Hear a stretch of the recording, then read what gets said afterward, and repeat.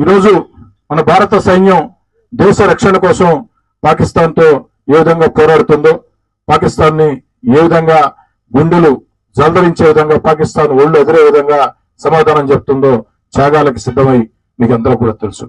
అందుకే భావితరాలు కూడా ఈ యొక్క ఆవంచర్ల పార్కు గుర్తుండిపోవాలా. ఎప్పుడు పెట్టారు ఈ పార్క్ అంటే, భారతీయుల నుదుట సింధూరాన్ని చెరిపివేసి దేశంలో ఒక అస్థిరత నెలకొల్పాలని చెప్పని పాకిస్తాన్ ఉగ్రవాద మూకలు ఏదైతే భారతదేశం అమాయకుల్ని చంపాయో, ఎరుపుని ఆ రక్తాన్ని ఎర్రగా మార్చి భారతదేశాన్ని భయపెట్టాలని చూసాయో, ఆనాడు ఎరుపు అంటే ఎవడికిరా భయం, నా కన్న తల్లి భరతమాత నుదుడు సింధూరం ఎరుపు, నా దేశంలో ఉండే కోట్లాది భారతీయ స్త్రీల నుదుడు సింధూరం ఎరుపు, ఆ నుదుట సింధూరాన్ని చెరిపేయాలని చూసిన పాకిస్తాన్ ఈనాడు నీకు సింధు నదిలాగా మా పౌరుషం నీ మీద కనపడుతూ ఉంది, ఇప్పటికైనా పద్ధతి మార్చుకో అని చరిత్ర మొత్తం కూడా చెప్పుకునే విధంగా.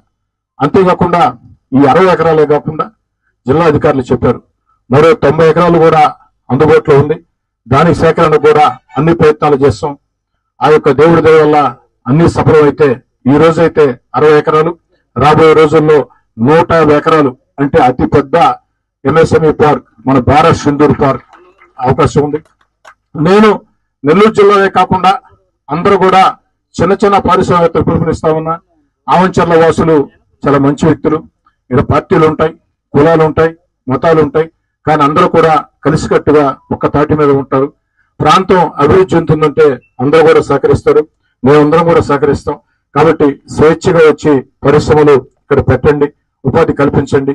మీకు కావాల్సిన అన్ని సౌకర్యాలు ఏ గవర్నమెంట్ డిపార్ట్మెంట్ కాడికి మీరు వెళ్ళాల్సిన అవసరం లేకుండా, ఏ గవర్నమెంట్ ఆఫీస్ లో మీరు ఎక్కడ కూడా రూపాయి ఖర్చు పెట్టుకోవాల్సిన అవసరం లేకుండా మీ పని నాకు చెప్పినట్లయితే మీరు చెప్పినటువంటి 48 గంటల్లో మీ పని నేను నెత్తురేసుకొని చేసి పెట్టే బాధ్యతని తీసుకుంటాను. ఏదో శంకుస్థాపన చేసామా అయిపోయింది అనుకుంటే నాది ఆ టైప్ క్యారెక్టర్ కాదు. ఖచ్చితంగా ఇక్కడ పరిశ్రమలు వచ్చేదానికి కృషి చేస్తా. అంతేకాకుండా వ్యక్తిగతంగా నేనే చెన్నై, కోయంబత్తూర్, ముంబై, పూనా ఎక్కడెక్కడైతే ఈ యొక్క చిన్న చిన్న పారిశ్రామిక వాడలు ఉన్నాయో అక్కడికి వెళ్లి చంద్రబాబు నాయుడు గారి ఆలోచనలు చెప్పి ఈ ఎంఎస్ఎంఈ పార్క్ లో ఇస్తున్నటువంటి ఆ యొక్క రాయితీల గురించి చెప్పి పరిశ్రమలు వచ్చేదానికి శాయశక్తులా కృషి చేస్తానని చెప్పిన మాట చెప్తూ ఈ యొక్క భారత్ సింధూర్ ఎంఎస్ఎంఈ పార్క్ నెల్లూరు రూరల్కే కాదు రాష్ట్రానికే గర్వకారణమయ్యే విధంగా మనం అందరం కష్టపడదామని తెలియజేస్తూ మీ అందరి వద్ద సెలవు తీసుకుంటాం. చాలా సంతోషం. రాష్ట్ర ముఖ్యమంత్రి చంద్రబాబు నాయుడు గారు ముఖ్యమంత్రిగా ఎన్నికైన తర్వాత ఈ రాష్ట్రంలో లక్షలాది మందికి ఉద్యోగాలు రావాలని, అంతర్జాతీయ స్థాయిలో జాతీయ స్థాయిలో పెట్టుబడులు ఆకర్షిస్తూ మన బిడ్డల భవిష్యత్తు బంగారుమయం అయ్యేదానికి అనేక చర్యలు తీసుకుంటూ ఉన్నారు. ముఖ్యంగా ఈనాడు ఆంధ్ర రాష్ట్రంలో ఎంఎస్ఎంఈ పార్కులు ప్రతి నియోజకవర్గంలో కూడా ఉండాలా అన్న ఆలోచన చేసి మొదటి విడత కింద మన నెల్లూరు రూరల్ ని ఎంపిక చేసిన దానికి చంద్రబాబు నాయుడు గారికి మీ అందరి చప్పట్లతో ప్రత్యేకంగా ధన్యవాదాలు తెలియజేస్తున్నాను. ఏదైతే ఆవంచల ప్రాంతం ఏర్పాటు చేస్తున్నటువంటి ఈ యొక్క ఎంఎస్ఎంఈ పార్క్ ఉందో, ఈ పార్కు ఈరోజు 60 ఎకరాల్లో మనకి భూమి రెడీగా ఉంది. ఈ 60 ఎకరాల భూమిలో 30 ఎకరాల్లో రోడ్లు అన్ని ఏర్పాటు చేసేదానికి నిధులు కూడా విడుదలైనవి.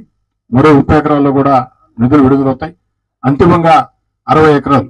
వాస్తవం చెప్పాలంటే 75 ఎకరాల దాకా ఉంది, కానీ ఒక 15 ఎకరాలు కొంచెం అక్కడక్కడ ఉంది కాబట్టి 60 ఎకరాలు అయితే స్పష్టంగా పూర్తిగా ఉందని అధికారులు కూడా చెప్పారు. అటవీ శాఖ కూడా దీనికి మాకు ఎలాంటి అభ్యంతరం లేదని చెప్పడం జరిగింది. దాంతో ఈ యొక్క పార్కు ఈరోజు మనం శంకుస్థాపన చేసుకోవడానికి మనం సిద్ధమయ్యాం.